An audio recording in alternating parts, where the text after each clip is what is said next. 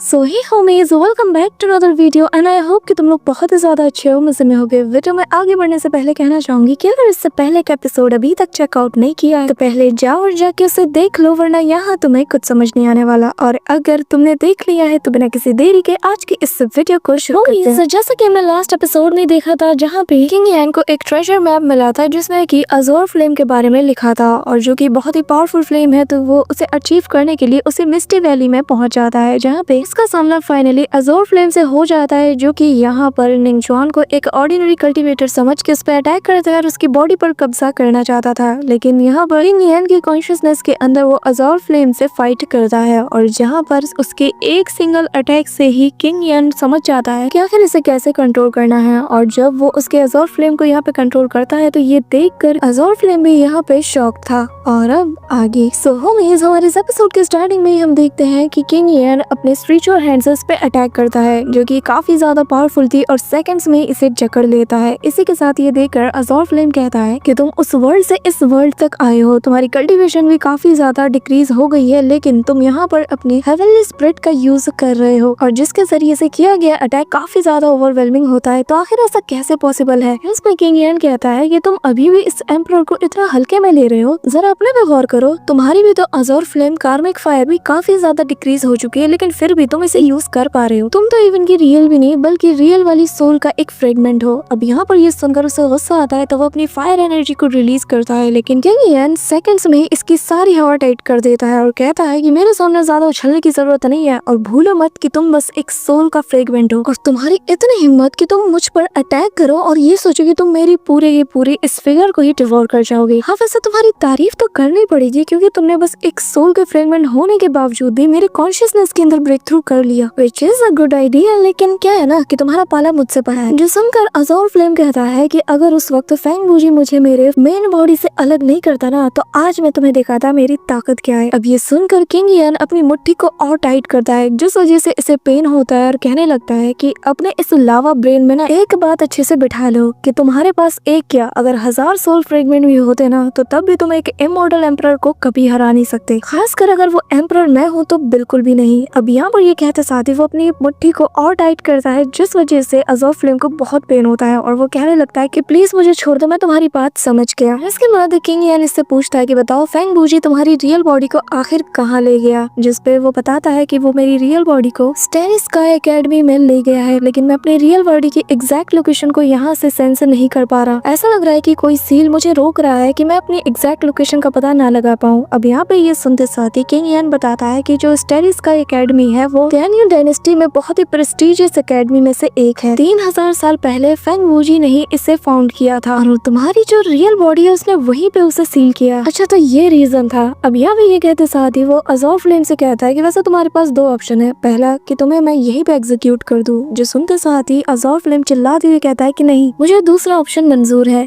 यहाँ पे ये सुनकर किंग यान भी हंसता है और कहता है कि ठीक है, तुम्हें मेरी हर बात माननी होगी और मैं जो कहूँ वो करना होगा। जिस पे ये मान जाता है और उसके सामने सिर झुकाता है, कि तभी वो कहता है कि सबसे पहले मुझे तुम्हारी फॉर्म को अपने कॉन्शियसनेस के अंदर ही रिफाइन करना होगा, और फिर वो उसे यूनचेन मेंटल आर्ट टेक्निक को देता है और कहता है कि इस हेवनली फायर टेक्निक को भी तुम्हें मास्टर करना होगा और इसे जल्द से जल्द सीखना होगा। जो सुनकर ये तो उसका शुक्रिया अदा करना शुरू कर देता है, क्योंकि वो जानता है कि अगर कोई इसकी इस वक्त मदद कर सकता है तो वो है ये इमॉर्टल एम्परर। अब यहाँ पे किंग यान इससे कहता है कि तुम्हारे इस अजोर फ्लेम कार्मा फायर की मदद से मैं अपनी इमॉर्टल एम्परर की जो पीक लेवल की कल्टीवेशन है इसे अचीव कर पाऊंगा। जिस पे अजोर फ्लेम कहता है कि नहीं मास्टर, इसकी जरूरत नहीं है, मैं अभी के अभी आपके कॉन्शियसनेस के साथ खुद को फ्यूज कर लूंगा। इससे आपको ज्यादा फायदा तो नहीं होगा, लेकिन मुझे उम्मीद है कि आपकी थोड़ी मदद तो हो जाएगी। ये कहते साथ ही वो अचानक से अपनी पावर को रिलीज करते हुए खुद को उसके कॉन्शियसनेस के साथ फ्यूज कर लेता है, जिस वजह से किंग यान की बॉडी ये काफी ज्यादा गर्म हो जाती है, और बेचारी वो किलिंग जो कि उसके कंधे पे सो रही थी, अचानक से वो चिल्ला उठती है और कहती है कि यार आखिर यहाँ पे चल क्या रहा है। पर तभी वो देखती है कि किंग यान की बॉडी से काफी टेरिफाइंग फ्लेम एनर्जी रिलीज हो रही है, और ये एनर्जी इतनी स्ट्रॉन्ग थी कि आसपास के इलाके में भी ये एनर्जी को फील किया जा सकता था। और हम माउंटेन पे एक लड़की को देखते हैं जो कि इसी डायरेक्शन देख रही थी। यहाँ पे वो किलिन जो कि एक चट्टान के पीछे छुप जाता है और कहने लगता है कि मेरे मास्टर की जो इनर स्पिरिट है ये काफी ज्यादा गर्म है। वहीं दूसरी तरफ किंग यान कल्टीवेट करके अपनी कॉन्शियसनेस के साथ साथ अजोर फ्लेम को भी यहाँ पे थोड़ा शांत करता है, जिससे उसकी बॉडी से भाप भी निकलती है। पर तभी वो अपनी आंखें खोलता है और कहता है कि फाइनली ये हो गया। जो सुनकर ये किलिन भी सब दौड़ते हुए उसके पास चला जाता है और तभी किंग यान बताता है कि जो अजूर फ्लेम कार्मिक फायर है उसे मैंने अपने कॉन्शियसनेस के अंदर कम्प्लीटली रिफाइन कर लिया है। हालांकि ये भी पूरी तरीके से कंप्लीट तो नहीं है क्योंकि इसके बाकी के फ्रेगमेंट्स मिसिंग है, स्पेशली इसकी जो ओरिजिनल बॉडी है वो भी। पर मेरी कल्टीवेशन जो है वो ठीक ठाक लेवल तक तो इंक्रीज हो ही सकती है और इसमें मेरी काफी मदद भी होगी। और अब मैं इसकी मदद से इतनी जल्दी स्टार रियलम के 9th स्टेज पे पहुंच चुका हूँ। अब यहाँ पे वो किलन कहता है कि वो सब तो ठीक है लेकिन ये बताओ कि आखिर इसकी रियल बॉडी कहाँ है।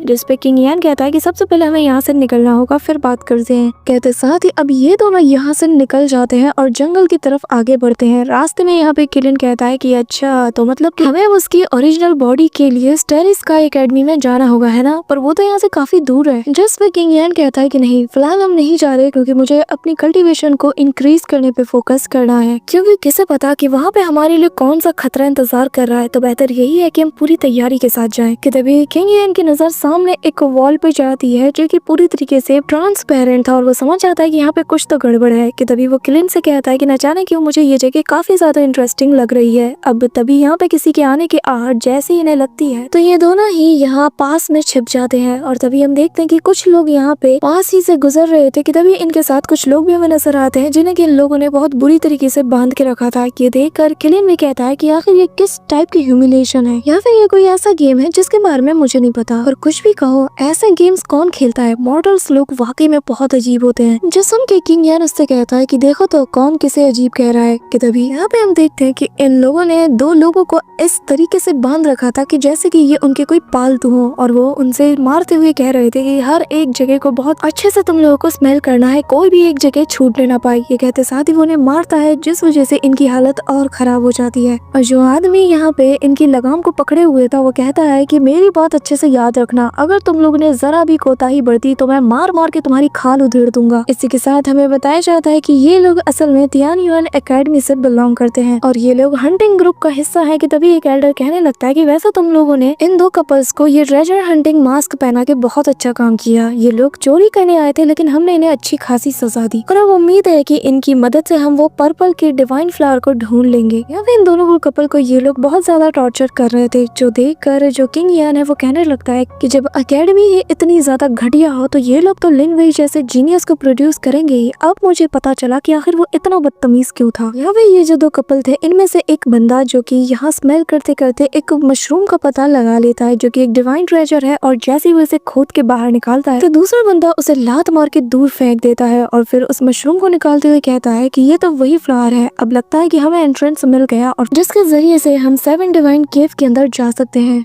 यहाँ पे सभी लोग एक्साइटेड हो जाते हैं। कि तभी ये बंदा उस मशरूम को अपने मास्टर के सामने देता है और उसका मास्टर इसे लेते साथ ही हाथों से क्रश कर देता है, जिससे एक पर्पल की यहाँ पर रिलीज होती है जो कि आसपास के हिडन एरिया को पूरी तरीके से रिवील कर देती है। और सामने हमें एक केव का एंट्रेंस नजर आता है जिसे देखते साथ ही ये बंदा कहने लगता है कि मास्टर हमें जल्द से जल्द इसके अंदर जाना चाहिए। और रही बात इन दोनों चोर की, तो मुझे नहीं लगता कि अब इनका कोई खास यूज है, इन्हें तो हमें यहीं पे फेंक देना चाहिए या फिर उससे भी अच्छा क्यों ना हम इन्हें मार दें। अब यहाँ पर ये सुनते साथ ही वो लोग उनके गले में बंधी रस्सी को खींचते हैं और बाकी के लोग मारने चाहते हैं। पर तभी वो बंदा कहता है कि उस औरत को छोड़ देना, पहले हमारा मास्टर इसके मजे लगा उसके बाद हमारी बारी। ये सुन के किंग यान को गुस्सा आता है, जिसके बाद ये लोग उस लड़की का मास्क उतारते हैं जहाँ पे वो रोते हुए कह रही थी कि प्लीज मुझे छोड़ दो, मैं तुमसे रहम की भीख मांगती हूँ। लेकिन ये जो ठरकी थे, स्पेशल इनका जो मास्टर जो कि अपने अंतिम दिनों में है लेकिन ठरक इसके बिल्कुल गले तक है, वो उसके चेहरे को देखकर कहता है कि वाह कितना खूबसूरत चेहरा है, यकीन नहीं होता कि तुमने चोरी का रास्ता अपनाया है। अब चिंता मत करो, तुम जैसे जैसे मेरे साथ वक्त बिताओगी मैं तुम्हें बिल्कुल प्यार कर दूंगा। जिसके बाद ये लोग उस बंदे को मारने का ऑर्डर देते हैं और कहते हैं कि इस लड़की को यहाँ पे बांध दो, जैसे ही हम उस केव के अंदर जाके ट्रेजर को लेके वापस आएंगे फिर हम इनके मजे लेंगे। यहाँ पे जो बंदा उसे बांध रहा था वो कहने लगता है कि मास्टर आपने बिल्कुल सही डिसीजन लिया है, क्योंकि हमें जल्द से जल्द अंदर जाना होगा क्योंकि हुओडुंग की जो ग्रुप है वो ऑलरेडी केव के अंदर है। ये सुनकर किंग यान समझ आता है कि ये लोग आपस में ही कंपटीशन कर रहे हैं। कि तभी यहाँ पर जो किलिंग था उसके नाक पे एक छोटी सी मक्खी आके बैठ जाती है, जिस वजह से इसे छींक आती है और जो मटेरियल इसके नाक से निकलता है वो किसी बुलेट की तरह सीधा जाकर इस मास्टर के फोरहेड पे लगता है और इस ठरकी मास्टर का काम यहीं पे तमाम हो जाता है, जो देख के सभी शॉक थे। कि तभी किंग यान सामने आकर कहता है कि मेरे सामने इतनी इज्जत के साथ पेश आने की जरूरत नहीं है। अब ये लोग अपने मास्टर को उठाते हैं लेकिन इसका मास्टर तो कब का दुनिया छोड़ चुका था, जो देख के ये लोग पूरी तरीके से दंग रह जाते हैं कि आखिर अभी अभी हुआ क्या। तभी एक बंदा अपनी तलवार को निकालते हुए कहता कहता है कि आखिर तुम्हारी हिम्मत कैसी हुई तियान युआन एकेडमी के टीचर को मारने की, तुम लोग तो एक असैसिन हो। जिस पे किंग यान अपने किलिन की सर को सहलाते हुए कहता है कि अरे रे माफ करना, लेकिन मेरा ये जो किलिन है ना, इसने गलती से छींक मारी थी और उसके सिंगल अटैक से ही ये जो तुम्हारा मास्टर था ना, जो कि एक नंबर का ट्रैश है, इत्तेफाक से ये उसकी चपेट में आ गया और अच्छा ही हुआ क्योंकि इस जैसे ट्रैश की इस दुनिया में कोई जरूरत नहीं। अब यहाँ पे वो दूसरा बंदा कहता है कि मैं समझ गया, तुम्हें जरूर लिन फैमिली के लोगों ने ही भेजा होगा ताकि तुम इन दोनों चोरों को यहाँ से छुड़ा सको, है ना। जो सुन के किंग यान कहता है कि मामला तो यहाँ पे और ज्यादा इंटरेस्टिंग होता जा रहा है, पर तभी ये लोग कहने लगते हैं कि इससे फर्क नहीं पड़ता कि आखिर तुम्हें किसने भेजा है और किसने नहीं, तुमने हमारे मास्टर को मारा है और जिसका बदला तो हम तुमसे लेके रहेंगे। कि तभी यहाँ पर उसका जो दूसरा साथी था वो कहने लगता है कि ब्रदर मुझे लगता है कि हमें इससे पंगा नहीं लेना चाहिए क्योंकि इसके पास जो स्प्लिट बीस्ट है ये कोई ऑर्डिनरी बीस्ट तो लग नहीं रहा और ना ही हम यहाँ से भाग सकते हैं क्योंकि ये हमें जान से मार देगा। तो बेहतर यही होगा कि हम उस स्प्लिट बीस्ट फॉर्मेशन को यहाँ पे एक्टिवेट कर देते हैं ताकि ये कुछ देर के लिए उसमें ट्रैप हो जाए और फिर हम इसके बीस्ट को चुरा लेंगे। यहाँ पे ये सुनते साथ ही किलिन के कान खड़े हो जाते हैं और किंग यान कहने लगता है कि दोस्तों तुम्हें नहीं लगता कि तुम्हारी ये जो प्लानिंग है ये कुछ ज्यादा ही लाउड है। यहाँ पे किलिन कहता है कि अच्छा तो तुम लोग मुझसे उलझने की कोशिश कर रहे हो, हाँ। ये कहते साथ ही वो अपना मुंह जोर से फाड़ता है जिसे देखते साथ ही ये लोग डर के मारे कांपने लगते हैं। जिसपे किंग यान कहता है कि ऐसा लगता है कि जो तियान युआन एकेडमी है ये बस भारी तादाद में डरपोक लोगों को ही प्रोड्यूस कर रही है। जो सुनकर किलिंग इन पे हंसने लगता है और यहाँ ये लोग कहने लगते हैं कि आखिर तुम्हारी हिम्मत कैसे हुई हमें ऐसा कहने की, तुम्हें पता नहीं हम लोग स्टार रियलम के 9 स्टेज पे हैं और तुम इतना क्यों उछल रहे हो, तुम्हें तो देखकर भी नहीं लग रहा कि तुम मून रियलम में पहुंचे होगे और हमारे पास हमारा फॉर्मेशन है जिसे कि कोई भी तोड़ नहीं सकता। ये कहते साथ ही वो लोग किंग यान पे टूट पड़ते हैं और किंग यान अज़ोर फ्लेम का यूज करते हुए कहता है कि चलो अब इसकी पावर को टेस्ट किया जाए। ये कहते साथ ही वो हवा में जंप करता है और अपने 9 फोल्ड पाम टेक्निक का यूज करता है और यहाँ पे किलिन जो कि एक जगह पे बैठ के आराम से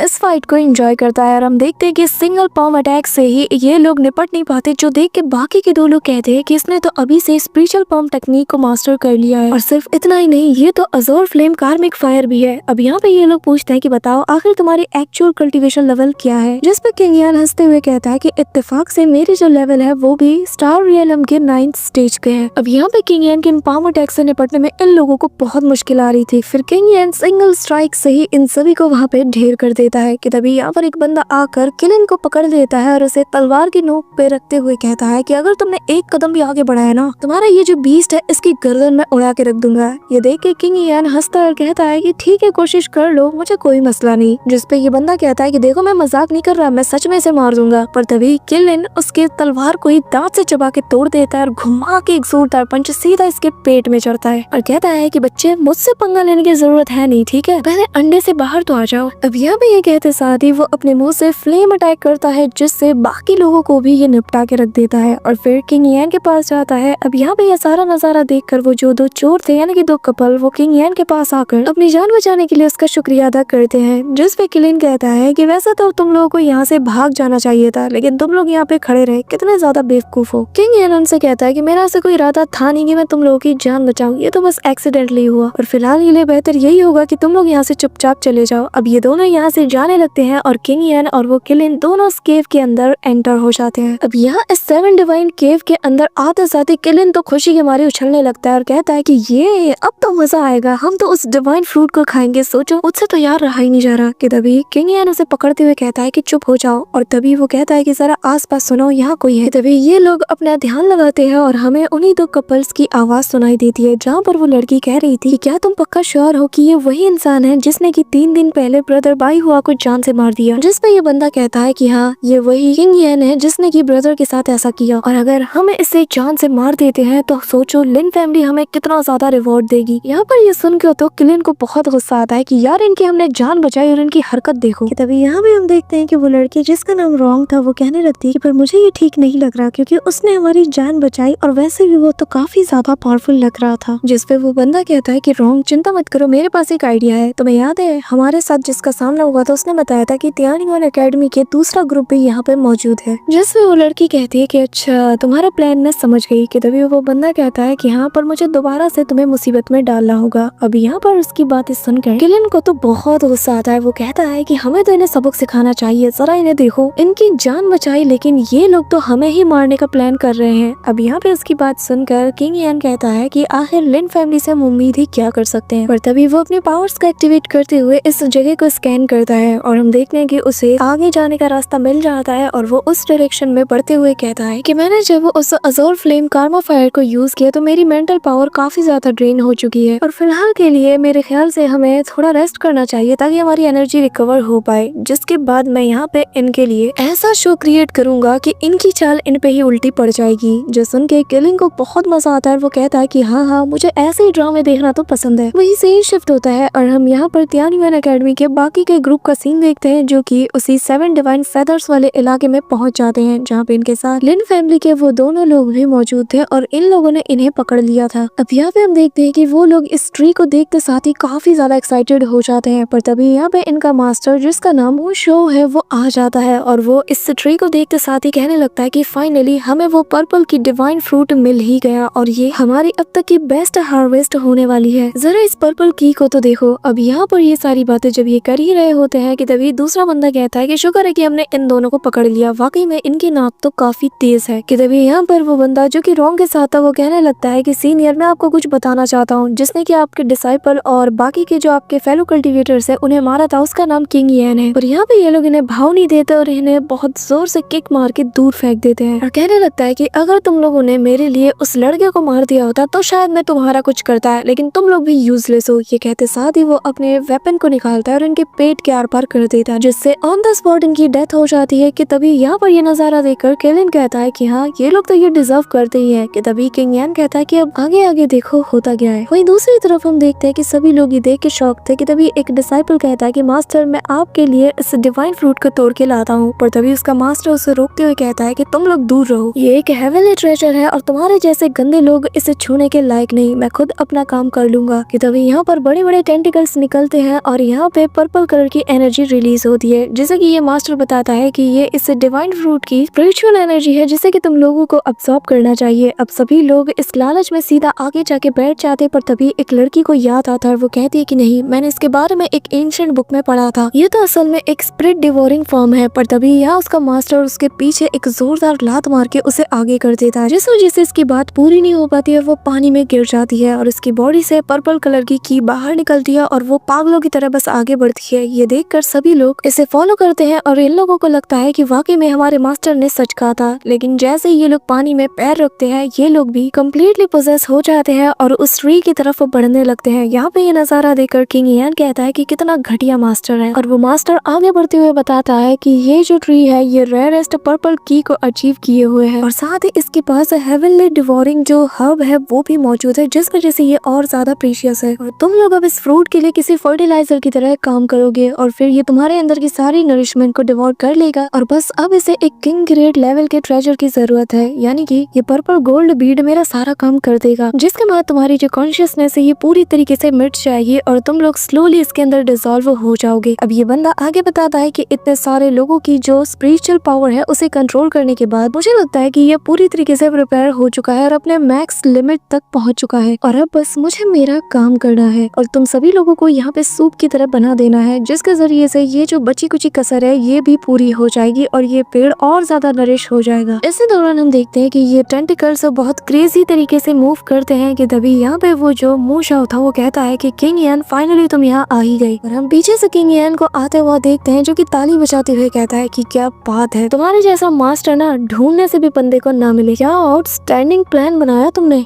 अब ये सुनकर किंग यान के सामने वो बंदा कहता है कि अगर तुमने मेरा प्लान सुन लिया है तो तुम्हें ये भी पता होगा कि मैं ये चीज किस वजह से कर रहा हूँ। और दूसरी बात अगर तुम यहाँ पर मुझसे फाइट करने का सोच रहे हो तो मैं पहले बता दूं मैं एक मून रियलम का वॉरियर हूँ, तो तुम मेरे सामने कुछ भी नहीं। और हाँ लिन वेई से अगर तुम फाइट करने का सोच रहे हो तो मैं इससे पहले ही तुम्हारी जान ले लूंगा। अब यहाँ पर इसे पता नहीं कि लिन वेई का क्या हुआ है। कि ये बात सुनकर किलिन कहने लगता है कि जरा देखो तो मास्टर मुझे ऑर्डर दो, मैं इसकी जुबान को ही इस काट के अलग करके रख देता हूँ। अब ये देख कर वो बंदा कहता है कि जैसा मास्टर वैसा ही डिसाइपल, तुम दोनों साथ में मरोगे। अब ये सुनते साथ ही किलिन कहता है कि फिलहाल तो तुम्हारे डिसाइपल्स मरे हुए हैं, बस तुम्हारी कमी है। ये सुनकर इस बंदे को गुस्सा आता है, पर तभी वो कहने लगता है कि मेरे पास उतना टाइम नहीं कि मैं तुम्हारे ऊपर वेस्ट करूं। ये जो तुम देख रहे हो ना ये 7 डिवाइन फ्रूट, इस फल का जो फूल होता है इसे खिलने में ही 300 साल लगते हैं और फिर फूल से फल बनने में 300 साल और फिर 300 साल पर्पल की को इसके अंदर अचीव करने में लगते हैं। और इतने सालों में ये बस लोगों को डिवोर करती है और इनके पावर से खुद को नरिश करती है। यहाँ पे इसकी बकवास सुनकर इन लोगों को तो नींद आने लगती है, पर ये बंदा बोले ही जा रहा था और फिर एंड में कहता है कि मैं इसे डिवोर डिवोर करके अपने मून रियलम के एक स्टेज को और ज्यादा आगे ले जा सकता हूँ, वो भी सेकंड्स में। और अगर मैं बाकी के फ्रूट्स को भी यहाँ पे कंज्यूम कर लूँ तो मैं मून रियलम के बिल्कुल पीक पे पहुंच जाऊंगा, जिसके बाद पता नहीं मैं खुद ही नहीं जानता कि आखिर मैं क्या करूंगा। यहाँ पर इसकी बातें सुनकर किंग यान कहता है कि मुझे तुम्हारे प्लान में कोई इंटरेस्ट नहीं है। जो सुन के मू शाओ कहता है कि तुम्हें क्या पता कैसा लगता है जब कोई दूसरे एकेडमी का, जो कि ग्रेटर एकेडमी है, वहाँ के जो टीचर्स है वो हमें किसी ट्रैश की तरह ट्रीट करते हैं। इवन की मेरी तियानयुआन एकेडमी में ही लोग मुझे कुछ समझते ही नहीं, लेकिन एक बार मैं अपनी पीक लेवल को अचीव कर लूँ फिर मैं इन सभी को बताऊंगा। ये कहते साथ ही वो जोर जोर से हंसता है, इतनी जोर से कि इसका मू शाओ का गला बैठ जाता है। पर इस मौके का फायदा उठाकर किंग सीधा उस फ्रूट की तरफ निकल जाता है। इसके बाद किंग यान कहने लगता है कि जिस फ्रूट को तुम हार्वेस्ट करने वाले हो ये पूरी तरीके से अभी रेडी नहीं है, और अगर तुम्हें इसकी स्पिरिचुअल एनर्जी को कंज्यूम करना है तो तुम्हें अपनी कॉन्शियसनेस को ओपन करना होगा, वरना तुम इसमें पूरी तरीके से हार जाओगे और जान भी तुम्हारी चली जाएगी। जो सुन के मू शाओ कहता है कि हाँ मुझे पता है, लेकिन मैं डिफरेंट हूँ। ये कहता साथ ही वो अपनी पावर को अनलीश करने लगता है, जो देखकर किंग यान को कोई फर्क नहीं पड़ता। और अब हम नेक्स्ट एपिसोड में देखेंगे कि आखिर यहाँ पे इस फ्रूट को कौन डिवोर करता है। So that's all for today guys. I hope कि तुम सबको आज की वीडियो काफी ज्यादा पसंद आई होगी। अगर हाँ तो वीडियो को लाइक करना, चैनल पे नए हो तो सब्सक्राइब करना। तो मिलते हैं नेक्स्ट वीडियो में, तब तक के लिए बाय।